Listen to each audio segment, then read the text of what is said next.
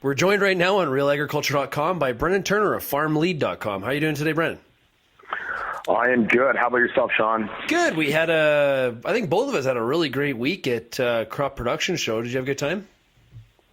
We had a great time. Almost 200 growers basically signed up at the booth over the course of the week. So one down this month. So got Ag Days coming up next week, and then we're really excited for Farm Tech in Edmonton at the end of the month. Lots going on. 'Tis the season for trade shows. Okay, so let's talk about the markets now. I don't know. I don't want to be too negative here, but it hasn't exactly been a rosy week. It hasn't been a rosy start to 2016 for the markets. I mean, continuous fresh concerns over Chinese economic abilities and whatnot, and it's obviously putting pressure on the whole commodity or the general market complex with concerns or less optimism, if you will, for global macroeconomic growth. And so, I mean, it's definitely put a downer on the entire space for that matter. So grains are obviously a commodity, and they're, as such, we've seen some downside pressure to the market, and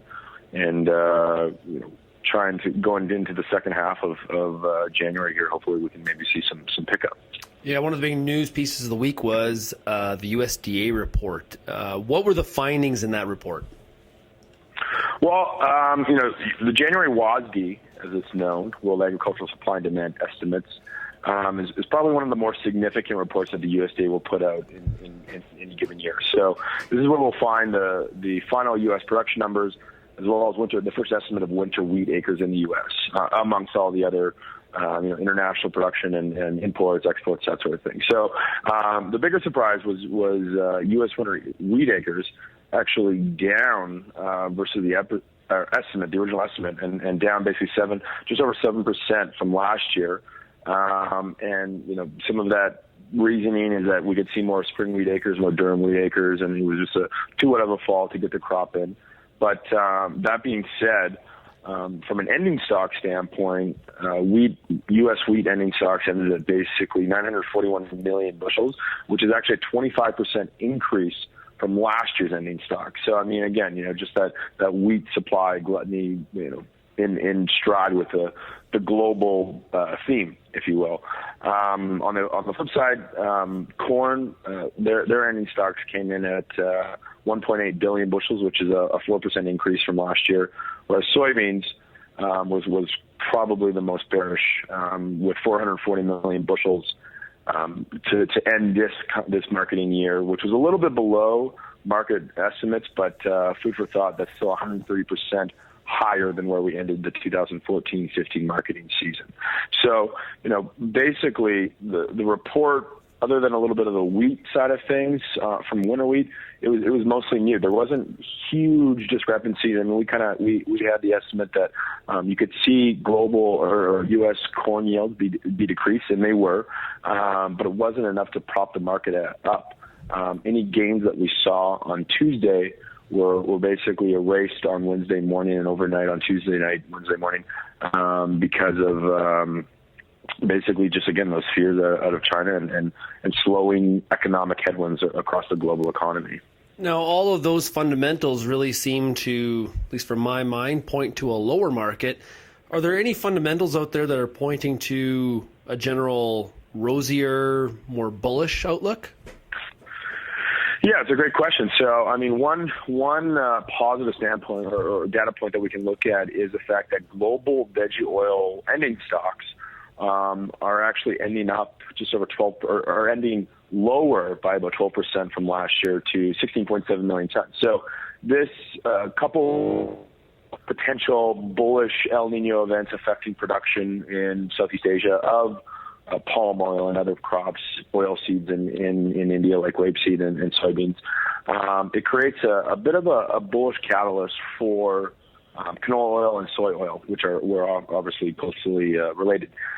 That being said, will we see a $500 canola market immediately, in the next 15 days? I'm not never going to say yes or no per se. I'm not going to say that it could never happen, but I think the biggest catalyst for canola will probably be in closer to the springtime when we get confirmed results of what sort of production we saw in Asia this year for veggie oils and oilseeds for that matter, but also what kind of soil moisture conditions we're experiencing here in North America, and already estimates of less soybean acres in the U.S. And we saw a little bit of pop in the canola market last seeding season, plant 2015, and I think that theme could continue this year. One of the interesting things here is that for our Ontario listeners, Ontario soybean acres some people are thinking lower by 10% over last year. Some of that has to do with increased winter wheat planting for sure. For people that are growing soybeans in Manitoba or Ontario, how should they be looking into spring at least at this point? Yeah, so I mean, from a big picture perspective, the last 2 years, so 2014-15, 2015-16, almost 320 million tons of soybeans were produced in the world. Granted, there are some concerns over dryness in Brazil, in the Mato Grosso region.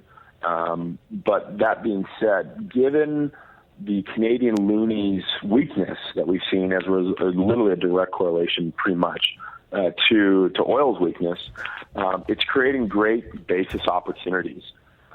Simply because we're able to export more. And now if you see any strength in the Canadian loonie, you're going to see that basis fall back because it's not conditional to support those levels anymore. Further, if you were to see further bullish tendencies on the Chicago soybean trade, you're going to see basis fall as well. So I mean, similar catalyst for corn growers, especially in Ontario, as well as Western Canadian wheat growers. We think it's a great opportunity to consider locking in some of that new crop potential production from a basis standpoint, with the opportunity to price out some cash between here and harvest delivery. And the final thing I want to ask you about is, in 2015, it was all about how low will oil go, and I think that's still kind of going on. But right now, a lot of the focus for Canadians is focused on this loonie, and how low could it go? Now, you don't need to give me a forecast, but I guess looking at it, we went through 80, 70. A lot of concern out there, depending on which side of this you're on. Maybe as a cattle feeder, you're pretty happy about it. It's kind of saving your bacon. What do you think about the dollar? Yeah, so I mean, it's just bearish tendencies. I mean, we ended the week here below 69 cents, and the first time we've seen that basically since early 2013. So, can we continue to go lower? Are we going to see the 60-cent levels we saw back in 2002 and basically before that 2001 and before that 1998? Again, I'm not going to say we can't. We will never see that, but I would say that we got to get it through a couple lines of resistance, basically first on the down, and the lines of support, and the end all be all is that what happens in oil is probably going to affect us the most. I mean, with every incremental drop in the Canadian loonie, it doesn't mean that we get a proportionate increase in the amount of exports that we're going to see. And so one, it helps the exports, but at the same time, there's only so much additional exports that we can get out of it, and I mean, from a production standpoint in oil and whatnot, I mean, we're just not going to be able to produce the numbers that we have been doing when oil was at $100 a barrel, back in 2014. So, do I think we could see maybe 66, maybe 65? There's probably about, in my opinion, maybe a 40 to 50% chance that's going to happen sometime in the next 6 months, and that's simply oil market. Iran, with the speculation that we might see economic sanctions removed here sometime this month, that's going to open up more oil exports into the global trade. Add in the fact that U.S. Congress has allowed it's removed the ban on U.S. oil exports, and now China is buying oil from the U.S. I mean, that's an indication of just how the fundamentals have changed from literally a year and a half to 2 years ago. So, net. We could see a little bit more downside. It's going to be positive for grain exports perspective, and again, you're going to see a little bit of help on the basis side, but every subsequent move lower, every cent move lower, or even half cent lower, it's basically the law of diminishing returns, where we're not going to see a proportional increase in like we have seen in the past. And if we do see any strengthening on the opposite, because of the cheap ocean freight that's out there, it's not hard for international buyers, especially those in Asia, to start sourcing from Australia or Ukraine or Russia or even Europe for that matter. And so, I mean, it's one of those things that I think it's positive for the time being and should be looked at as an opportunity to lock some price risk in, if you will. Well, you mentioned $100 oil. I actually got to spend some time this week with the man that had very famously predicted $200 oil at one time, Jeffrey Rubin, the former chief economist with CIBC. He spoke at CropSphere this week in Saskatoon, and I gotta say, great big shout out for him. He gave his keynote, and then probably spent like 2 to 3 hours in the media room, basically holding court and actually not necessarily talking, but asking us a lot of questions for our insight into agriculture and kind of the future as it applies to the environment. And of course, he just released a book called Carbon Bubble that I really highly recommend. My dad has read it and absolutely loved it. So that was kind of cool to spend some time with him. Yeah, I mean, I think some of these guys that have obviously a long-standing track record from an economist standpoint are definitely, and Jeff, I mean, he knows his stuff, that's for sure. And I'll give a shout out to JP Gervais, the chief economist over at FCC. Him and his team put out a great report on basically the role of currency effects on exports, and it's a recommendation that everyone read that as well, because it gives you a good perspective of how far can we go before we start to lose some traction and whatnot.